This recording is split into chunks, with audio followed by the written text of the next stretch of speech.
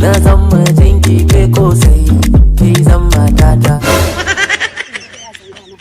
Allah ne ya sami kaunarki a zuciya, ba mai iya cire mini kaunarki a zuciya, ko da ba na iya numfashi a rayuwa. Ina da aljihu cire mutum son da ya kai. Fata na na rajo da ke a cikin kauna, fata na na mutu, fata na na